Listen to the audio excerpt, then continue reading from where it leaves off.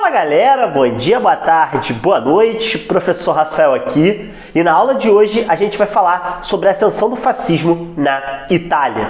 Mas antes de eu começar, deixa eu fazer minha propaganda já costumeira. Se você ainda não é inscrito no canal, por favor, considere se inscrever. Fazendo isso, você recebe notificações sempre que eu posto algum vídeo novo, ou ainda sempre que alguma postagem acontece aqui no canal. Ative o sininho também para essa notificação vir em tempo real. Para além disso, me segue aqui embaixo nas redes sociais, tanto no Twitter como no Instagram. Por lá eu falo bastante sobre atualidades, falo de história e faço algumas enquetes sobre possíveis temas de novos vídeos. Bom, galera, quando a gente fala de fascismo na Itália, a gente não pode deixar de pensar na Primeira Guerra Mundial. O fascismo, o surgimento dele na Itália, tem profunda relação com o contexto do pós-Primeira Guerra. Na Primeira Guerra Mundial, a gente viu a Itália, ela muda de lado. Na verdade, não é bem uma mudança de lado, porque os italianos, eles não chegam a entrar na guerra do lado da Tríplice Aliança. Eles escolhem entrar do lado da Tríplice Entente, sobretudo em função da sua rivalidade com a Áustria. Vimos que a partir de 1915 a Itália se envolve numa guerra que para eles será pesadíssima. Em 1918, quando a guerra acaba, se cria uma noção, uma dimensão nos italianos de que a vitória da Itália teria sido uma espécie de vitória partida. Isso porque os italianos teriam tido muito poucas compensações territoriais, ou seja, boa parte dos territórios que eles esperavam conquistar, sobretudo frente à Áustria, eles não conseguiram anexar. E essas poucas compensações territoriais, elas contrastavam com enormes gastos militares. Os italianos gastaram 15 bilhões de dólares para participar daquela guerra, o que naquela época era muito dinheiro. O saldo da participação italiana também havia sido socialmente muito pesado. Os italianos haviam contabilizado cerca de 500 mil mortos e mais de 700 mil feridos. Para além disso, o desemprego e a inflação, em função da destruição promovida pela Primeira Guerra Mundial, assolavam a Itália. Naquele momento, o governo italiano precisava, mais do que nunca, de um projeto de reconstrução para a sua nação. É nesse momento, em 1919, no imediato pós-Primeira Guerra, que um dissidente do socialismo chamado Benito Mussolini vai na Praça de San Sepolcro, na cidade de Milão, fundar o Fácio de Combatimento. O Fácio de Combatimento reunia basicamente três grupos políticos dessa Itália. Os ex-militares, membros dos Arditi, que eram as tropas de elite do governo italiano que lutaram na Primeira Guerra Mundial, sindicalistas revolucionários que foram favoráveis à entrada da Itália na Primeira Guerra Mundial e, por outro lado, e não menos importante, artistas futuristas que negavam toda aquela arte clássica europeia que vinha do século XIX. Esses três grupos vão fundar um movimento novo, que vai ficar conhecido como Fácio de Combate. Um movimento que no seu surgimento tinha grandes características antissistema. Eles eram republicanos, ou seja, defendiam o fim da monarquia na Itália. Eles eram antissocialistas, antiliberais, extremamente nacionalistas e defendiam uma série de pautas progressistas, como a taxação de grandes fortunas, como o voto universal e também a participação igualitária dos trabalhadores em conselhos que pudessem administrar as fábricas. Esse Fácio de Combatimento, então, ele vai atuar entre 1919 e 1921 como o que o historiador Renzo De Felice, um dos maiores especialistas em fascismo, chamou de um movimento antissistema. Isso é o que a gente chama de primeira fase do fascismo, que os historiadores italianos chamam de sansepolcrismo ou ainda o fascismo como um movimento. Em 1921, para concorrer às eleições legislativas, o fascismo ele vai lançar um partido que vai ficar conhecido como o Partido Nacional Fascista. Naquele contexto, os ânimos da Itália estavam se acirrando enormemente. A Itália havia vivido entre 1919 e 1921 o chamado Biênio Rosso, ou ainda o Biênio Vermelho. Um momento em que as forças de esquerda na Itália, sobretudo ligadas ao Partido Socialista Italiano, haviam ganhado muita força. O Partido Socialista Italiano havia conseguido promover inúmeras greves, inúmeros piquetes, inúmeras paralisações da rotina de trabalho.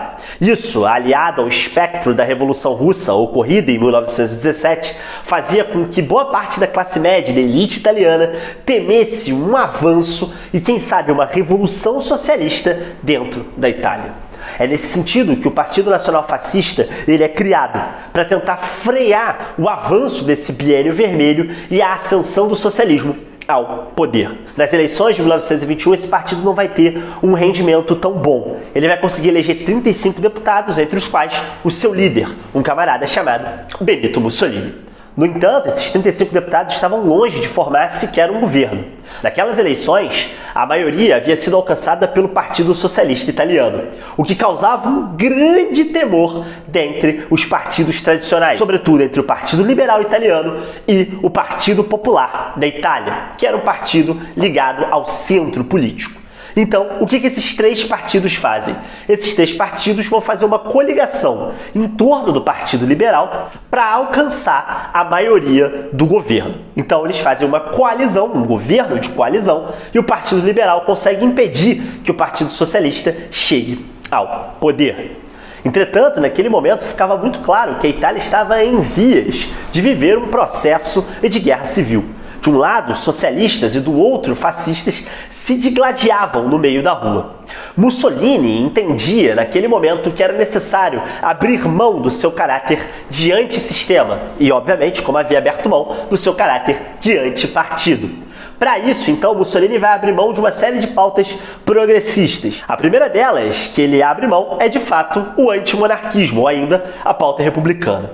A partir de 1921, Mussolini vai progressivamente abandonar a ideia de que era necessário combater a monarquia. Além disso, uma série de outras pautas radicais vão ser abandonadas pelo fascismo, como, por exemplo, o anticlericalismo. Mussolini vai ter essa dimensão porque ele sabia que muito provavelmente ele não conseguiria o apoio dos homens da Itália no campo se ele permanecesse com essa postura anticlerical. Nesse sentido, então, Mussolini abandona também a sua crítica e a sua defesa de separação entre a Igreja e o Estado. Para além disso, ele vai abandonar uma série de pautas progressistas, como a ideia do voto universal, ainda de uma valorização da democracia, e por último, e não menos importante, vai abandonar também a ideia de taxar as grandes fortunas.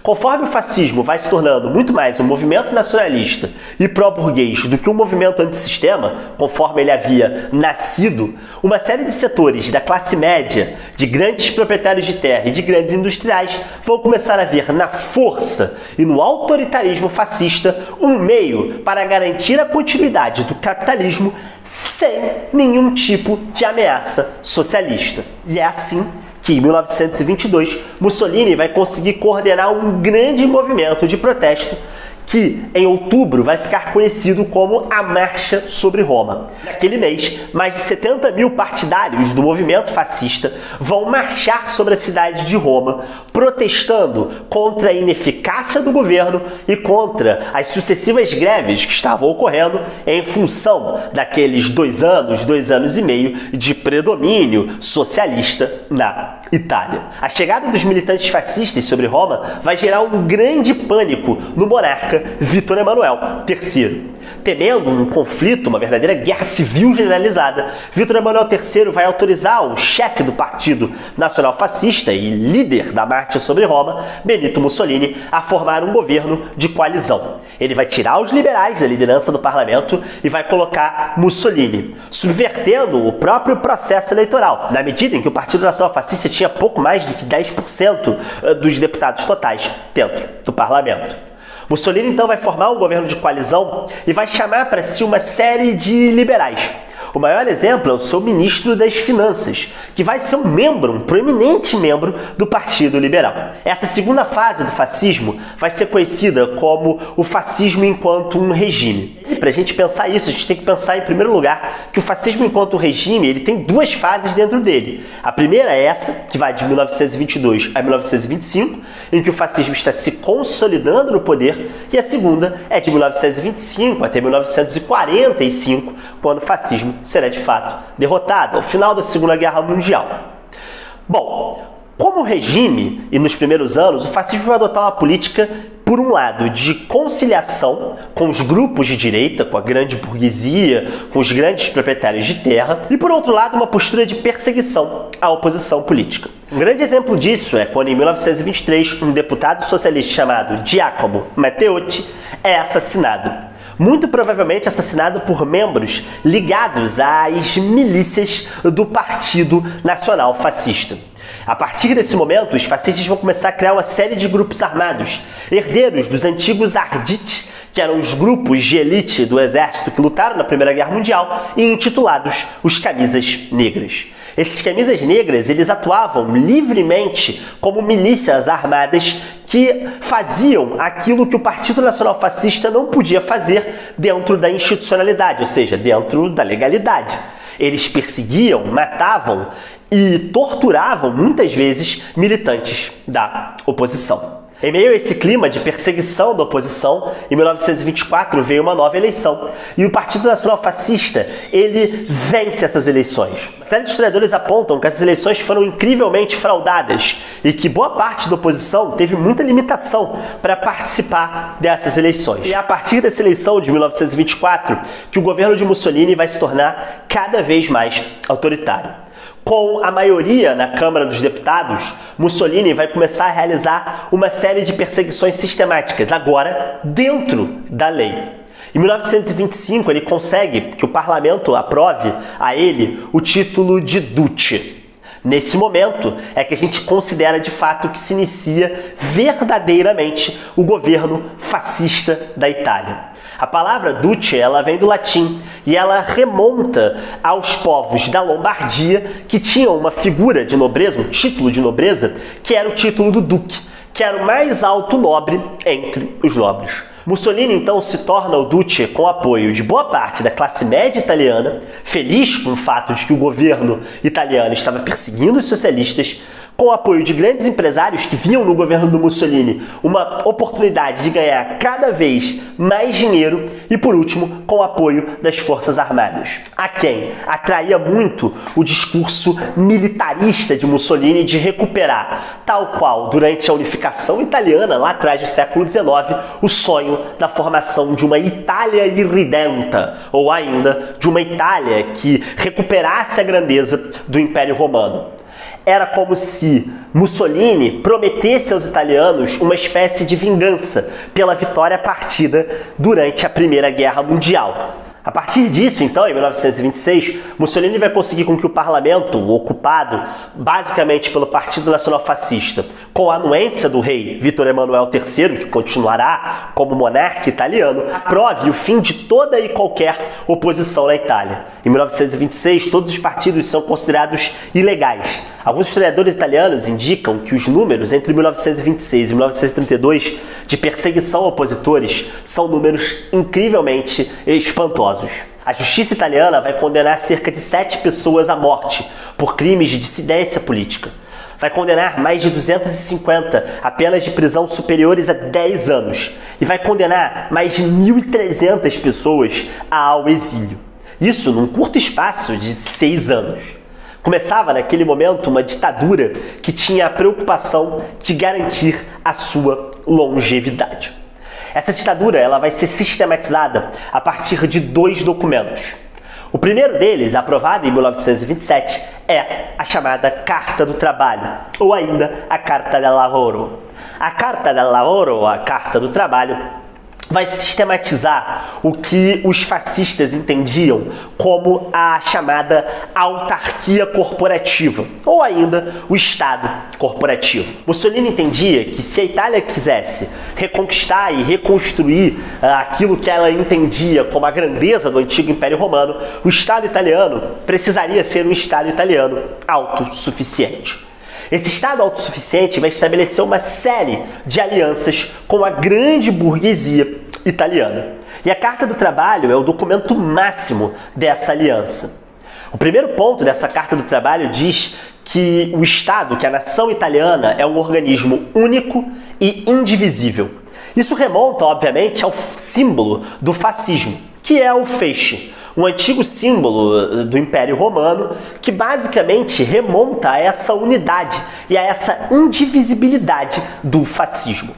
Esse feixe, basicamente, ele seria inquebrantável. E a Carta do Trabalho, ela também propõe a ideia da supressão de qualquer individualidade. Ou seja, o indivíduo ele só pode existir na medida em que ele apoia e na medida em que ele existe dentro do Estado e para o Estado. Se ele não existe para o Estado e dentro do Estado, essa individualidade ela deve ser eliminada. E é nesse sentido, então, que a Carta do Trabalho vai levantar um outro ponto interessante. Ela vai negar completamente a ideia de luta de classes. A ideia da Carta do Trabalho era, obviamente, privilegiar uma conciliação, ou seja, um acordo entre as diferentes classes. Patrões e empregados, eles não teriam interesses distintos, mas os seus interesses estariam unificados a partir do bem e do progresso da nação. Quem mediaria esse conflito seria, obviamente, o Estado corporativo, ou seja, o governo. Nesse sentido, então, a Carta do Trabalho ela proíbe as greves, ela proíbe a formação de sindicatos autônomos sem autorização do governo, mas mais do que isso, ela cria corporações. Essas corporações elas botariam numa mesma organização empregados e patrões de um mesmo setor de trabalho, de um mesmo setor industrial. Esses patrões, esses empregados teriam seus conflitos regulados pelo governo. Lógico, como esse governo ele era apoiado pelas grandes empresas, um exemplo disso é a Fiat, que vocês conhecem, montadora de carros, muito provavelmente os interesses que seriam atendidos seriam, lógico, os interesses dos grandes empresários. A Carta do Trabalho, então, ela sistematizava como deveria funcionar a relação entre patrões e empregados, ou ainda as relações de produção dentro de um sistema fascista. Quem não se dobrasse ou quem não concordasse com isso, muito provavelmente seria perseguido pela OVRA, que era a polícia secreta criada, obviamente, durante a ditadura fascista. Então, em certo sentido, o Estado corporativo italiano ele visava fazer com que o interesse da nação estivesse acima dos interesses, obviamente, da classe trabalhadora. O objetivo de Mussolini, fazendo isso, era conquistar aquilo que os economistas chamam de uma autarquia. O que é uma autarquia? Um Estado que seja soberano, um Estado que seja autônomo, um Estado que não dependa do comércio externo para subsistir, para conseguir aquilo que ele precisa para se sustentar. Mussolini sabia que suas pretensões imperialistas sobre a Etiópia, sobre o restante da África, sobre territórios que pertenciam à Áustria e até mesmo à França, levariam a Itália a sofrer uma série de embargos. Então a Itália precisava constituir uma autarquia para não depender de produtos externos. Em 1928, tendo esse projeto de construção de um Estado corporativo em vista, os italianos vão conseguir que as eleições para a Câmara dos Deputados se tornem eleições restritas a quem era membro do Partido Único, ou seja, a quem era membro do Partido Nacional Fascista. Todos os candidatos deveriam ser aprovados pelo chamado Grande Conselho Fascista, que na prática, em 1928, e presidido pelo Benito Mussolini, vai começar a governar a Itália à revelia, inclusive, do parlamento. Esse Grande Conselho Fascista, por exemplo, ele vai ser responsável por assinar em 1929 o chamado Tratado de Latrão. Esse tratado vai colocar fim a uma questão que vinha desde a unificação da Itália, que é conhecida como a questão romana. Basicamente, desde a unificação italiana, quando os italianos invadiram Roma, Roma era considerado um território ilegítimo. A Igreja Católica não reconhecia que Roma seria a capital da Itália. Mussolini chama o Papa à época e entra num acordo com o Papa. E esse tratado prevê o seguinte: a Igreja Católica reconhece Roma como um território legitimamente italiano e Mussolini, em troca, compromete-se a declarar que o catolicismo é a religião oficial da Itália e também a construir o Estado Autônomo do Vaticano, um Estado que funcionaria dentro da cidade de Roma. Igreja Católica e fascistas assinam um acordo que vai fazer com que boa parte daquele antigo anticlericalismo fascista fique como apenas uma lembrança longínqua no passado. A verdade é que boa parte da cúpula católica na Itália apoiou o regime fascista. Tendo estabelecido então o seu domínio e a sua forma de governo por volta ali de 1927, 28 e 29, restava a Mussolini cumprir a sua promessa de fazer a Itália uma Itália irredenta, uma Itália tão grande quanto fora durante o Império Romano. O seu primeiro alvo para isso será em 1935, a Etiópia. Mussolini então, em 1935, decide invadir a Etiópia, juntamente com a Libéria, o único país que estava livre da expansão imperialista. Mussolini invade em 1936 e consegue anexar a Etiópia.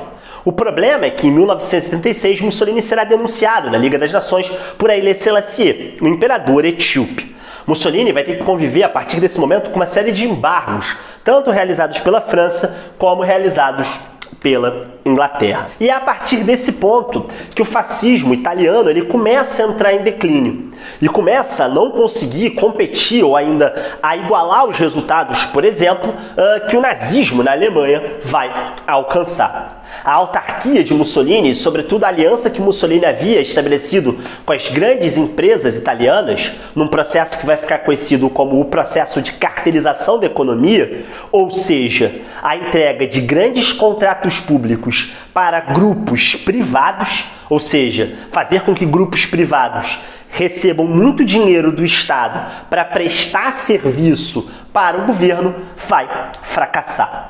O fracasso desse modelo da autarquia do Mussolini, ou seja, o fracasso do Mussolini conseguir fazer com que a Itália se torne um país autossuficiente do ponto de vista da sua produção, explica os resultados pífios que a Itália fascista vai alcançar durante a Segunda Guerra Mundial. Se Mussolini queria que a Itália se tornasse grande, e mais do que isso, que a Itália tivesse uma vitória que não fosse partida, uma vitória na qual ela tivesse o protagonismo, Mussolini não vai conseguir isso. Durante a Segunda Guerra Mundial, os resultados italianos vão ser desastrosos. Alguns exemplos disso a gente pode destacar são a campanha de Mussolini na Etiópia durante a Segunda Guerra Ítalo-Etíope, que termina novamente com a vitória da Etiópia. A campanha de Mussolini, por exemplo, na Grécia, terrível, que só não termina em derrota porque os nazistas têm que vir resgatá-los, né? Porque senão eles seriam derrotados também pelos gregos.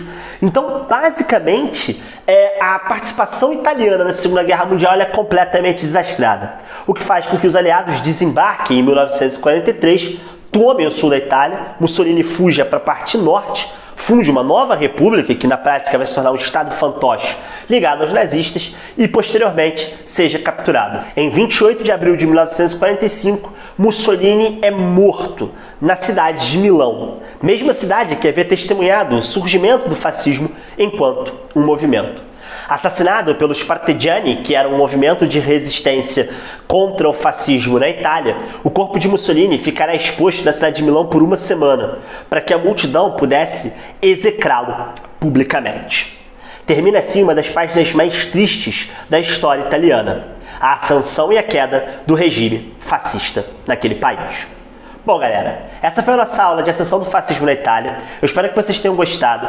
Se você curtiu, deixa o seu like aí, compartilha com os coleguinhas, faz essa mensagem chegar a muitas pessoas. E é isso, gente. Um abração e até a próxima.